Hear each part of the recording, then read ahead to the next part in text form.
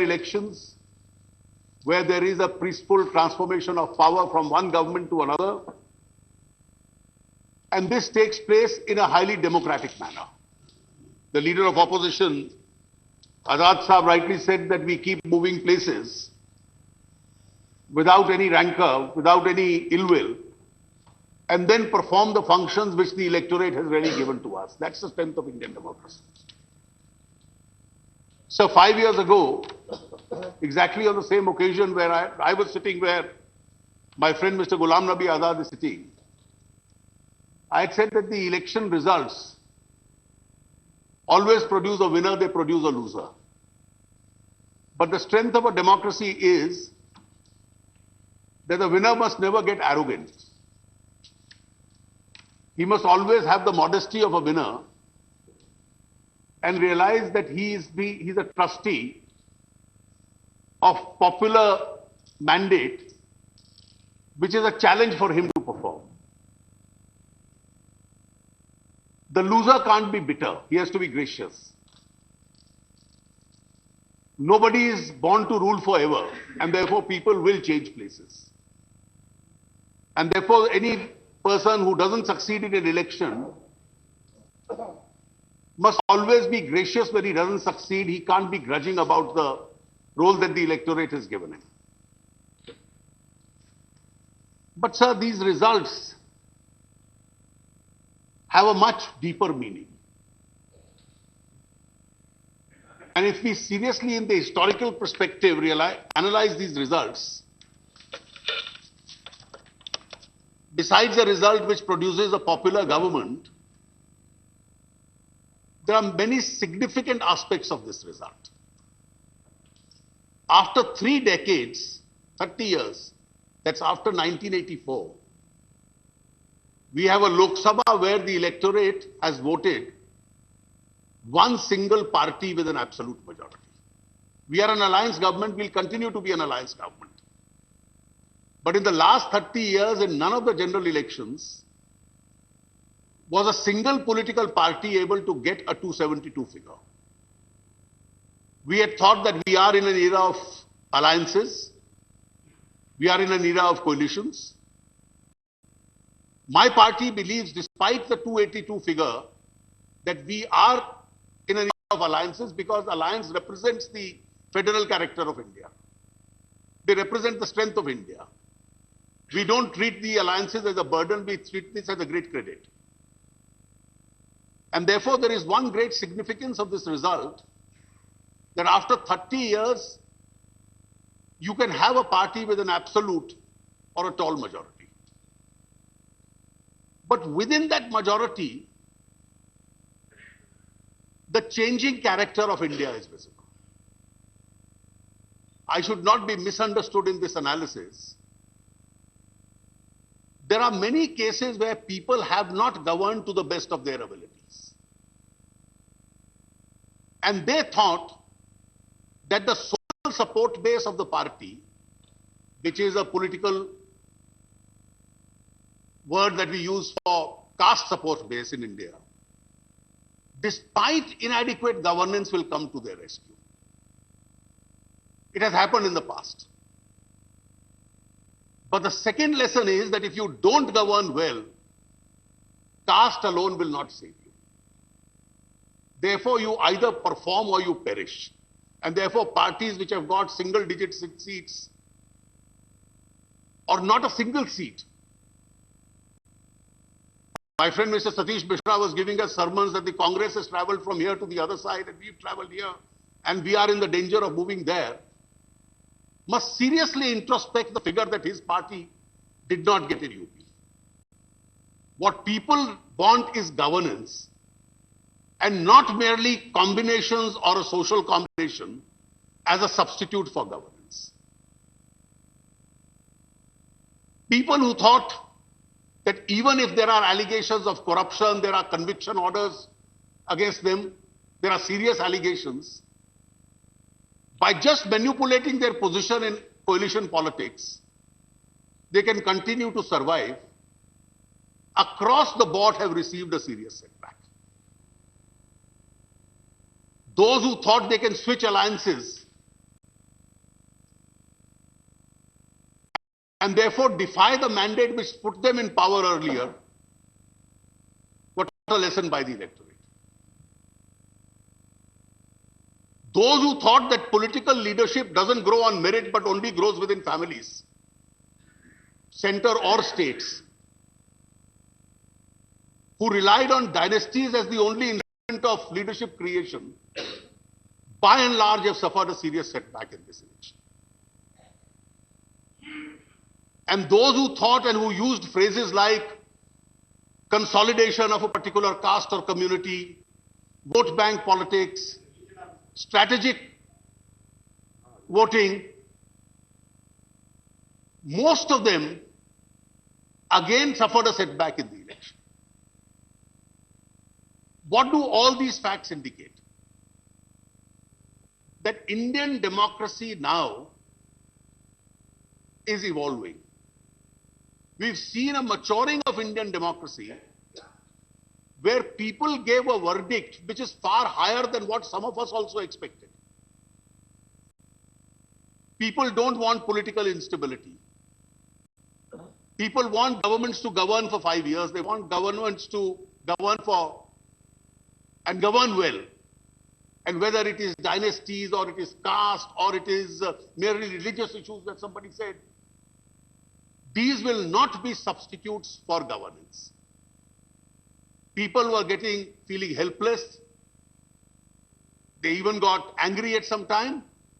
And therefore, this verdict is all about an anti-incumbency against a particular party or a government and an expression of hope in another party or government. So where my party or my coalition or alliance has benefited is on both counts. We gained because of anti-incumbency against our opponents. We also gained because we were the beneficiaries of a hope being expressed in us and in particular our leader, Mr. Narendra Modi. It is not surprising, sir, we may try and defy this reality, that after decades I saw the return of massive crowds in public rallies. Now, those who don't understand this trend as to why this was happening, and these are not managed crowds, these were people who came because there was a larger expression of hope, and this hope was born out of helplessness. And that is why I feel that the burden on our government is going to be much higher because people expect us to perform. My only appeal to my friend and senior colleague, Azad Saab, is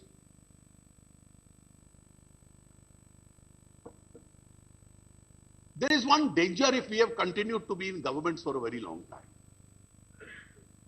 Your party has been in power for a very long time since independence. Last 10 years you were in power in one stretch. And governments, when they give big advertisements and spend hundreds of crores on them, get into a trap of believing all their own advertisements. The world is not believing those advertisements, but those who give those ads start believing in them. When I heard my learned friend today, I saw the same problem, that he was buying his own propaganda. So all that had appeared in those Bharat Nirman DAVP ads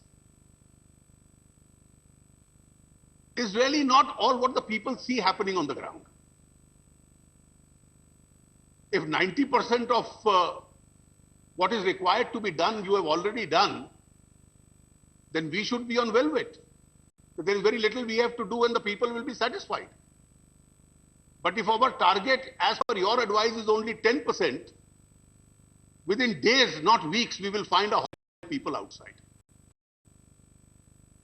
The verdict against you is not that you had done 90% and people were only upset about the balance 10%, but people were angry why things were happening. Are you aware of what is the stage in which you have left the country behind? In 2004, when you came to power, despite slowdowns, East Asian crisis, we had limped back to a 8.5% growth rate. I used to hear my friends, the ministers in the previous government saying, our average is better than your average. You inherited 8.5%. What have we inherited? For the last 2 years, India has grown at less than 5%. And less than 5% for India is a disappointing figure. If India didn't have a government, it probably can still grow at less than 5%. The April figure of inflation is 8.9%. So low growth rates, high inflation, fiscal deficit more than 4.5%. Because of low growth rate, tax collections have suffered. So your budgeted tax GDP ratio was 10.9%. Actually, you ended the year at 10.1%. So you have left the country behind at low growth rates, high inflation, high fiscal deficit, lower tax collections. And what is worse, the enthusiasm in Indian economy was shattered. The investment cycle was broken. Forget people from outside, domestic investors are moving outside. And if you have no investment, there will be no jobs, there will be no revenue. The government won't have money for infrastructure programs, the government won't have money for social sector schemes. So it won't be poverty alleviation. You have left the country behind, to use your own language, not at the level of poverty alleviation, but you have elevated poverty. If that is the situation, there is only one or two good trends, let me concede. The current account situation, deficit situation is better. But the election results itself has become an important political statement for India. And therefore, this country has got a second advantage. That once again, the investing community, both domestic and international, has started looking at India. And therefore, for us, who are really the repositories of public confidence, all elected members in both houses and the state governments, the onus is now on us whether we can convert this once again to an opportunity or not.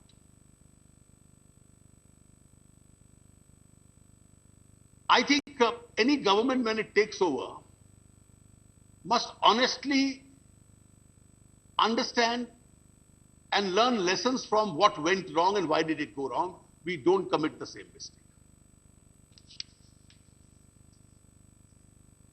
My honest assessment is, some of my friends I'm sure will disagree.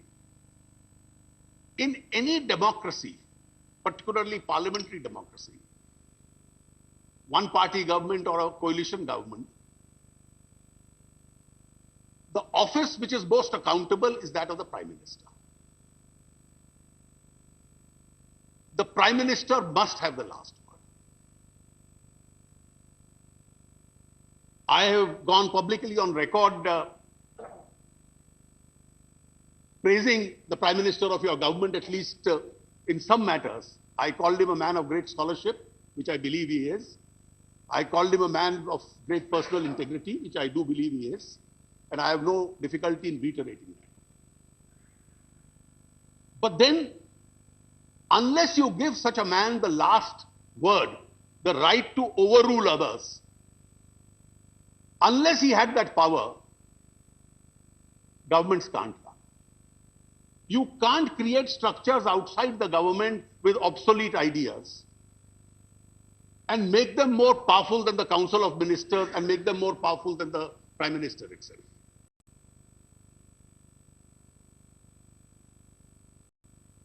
A Prime Minister, it's brought to his notice that there are cases of corruption. Go back to November and December 2007, when letter after letter was being written that all is not well in the spectrum allocation. That's when the Prime Minister must have the last word and he must say, I overrule it. When there was nepotism in coal block allocations, the Prime Minister has to step in and say, I won't allow it. Let's not be under this impression that a Prime Minister then is some kind of a superhuman being, but he is the leader of the government. The buck stops with him. And therefore, that is where he had to act. If there is instability in taxation policy, something which became a defining moment against us, the Prime Minister has to step in and say, well, I think the repercussions of this will be far worse. I don't allow this. And let me say this. For any government to be able to take the country forward, it has to force a larger consensus with almost all political parties, or at least the main political parties in opposition.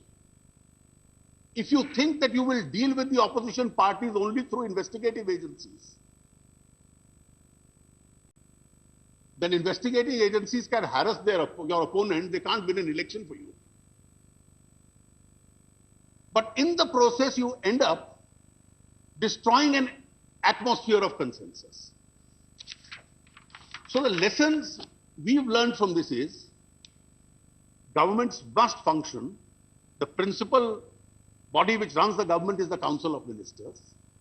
The Prime Minister has the last word. If our Prime Minister sees a corruption anywhere, he has to step in and stop it. He has to be tough, at times even ruthless in dealing with such situations. And it's only then that the country can proceed. Mishra ji said, how long will it take for the Lokpal to be constituted? But just look at the history. You spend years whether you need a Lokpal, you don't need a Lokpal. You came out with a weak Lokpal. Then the Parliamentary Select Committee produced a better bill. For months you did not allow the bill to be passed. After it's passed, you frame rules which are contrary to the Act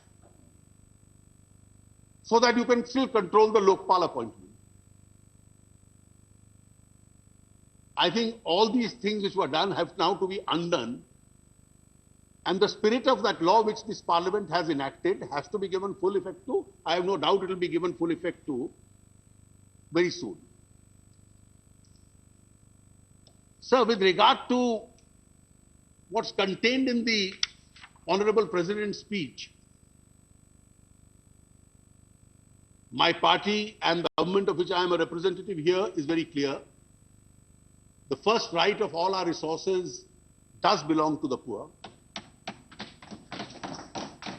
There are areas, even geographical areas, the Northeast, the tribal areas, where we haven't spent the kind of money we should have spent in the past, and therefore priority will have to be given to these areas. But we have major challenges. Our major challenges are we have to revive the national economy. Our manufacturing sector growth has gone into the negative. And jobs are created in the manufacturing sector in a big way. If 2 years continuously your manufacturing sector growth is in the negative, it's nosediving southwards, then where are the jobs? India missed the first industrial revolution. We got an opportunity the second time when several Asian countries were going in for low-cost manufacturing. We are on the verge of missing that. And I think this is our last opportunity to catch up with that and make India into a low-cost manufacturing hub. We have to concentrate both on physical and social infrastructure in this country. Let's not be under the impression and buy our own propaganda and say we've done 90%. Indian Railways. After 1947, the track length has only increased by 10%. So most of the railways we have is the one the British left us. Are we ready to unlock the potential of the Indian Railways in a country of our size? Our highway programs, just honestly ask somebody to introspect. How many highways, how many kilometers of highways have been built in the last 2 years? Since the national highway programs had started, the lowest years are the last 2 years. Towards the end of your term, some contracts have now been given for the future. Rural infrastructure, ports, airports. In skill development, you started a program, but we have much longer to travel in there. Some programs may overlap, some may have to be tweaked. There is no copyright in the matter of poverty elimination or poverty alleviation, as you call it. So if healthcare programs have to start, it's the same people to whom you have to provide healthcare. There is no copyright on ideas. But at the same time, are we in a position, whether it's higher education or it's universal primary education, are we collectively willing to take all this as a challenge? Dr. Maitriyan referred to an important part of the President's speech which referred to cooperative federalism. If we want India to move towards cooperative federalism, then states have to be an equal partner in the entire growth process. You can honestly ask representatives of states, this is the Council of States, whether some states have been targeted in the past with their programs not being cleared and the proposals in relation to those states not being cleared. That hurts the country, that doesn't really hurt that state. And we do believe, our Prime Minister has said in the course of the campaign repeatedly, and we are going to seriously try and find out whether in clearing large projects, the participation of the states, even in the decision-making process when the central government decides, has to be encouraged. After all, no project can be implemented in a state without the active cooperation of a state. And when you do that, you don't have to look at the political complexion or color of that state. Well, if India has to grow, sir, a lot has been said about various issues relating to minorities and other incidental facts. Well, India has to function in a compassionate manner, in a non-discriminatory manner. There will be issues in the future also, but the majority of our society will be, if we are able to resolve them with a sense of responsibility, that we make the country stronger and don't allow these issues of social tensions to precipitate or perpetuate beyond a point. My party, particularly, sir, on issues of national security,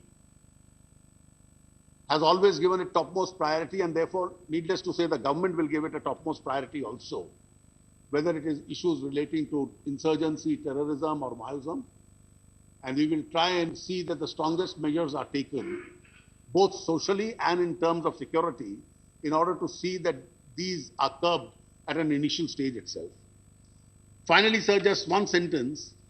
Our policy with regard to our neighbors is predominantly guided by our own security considerations.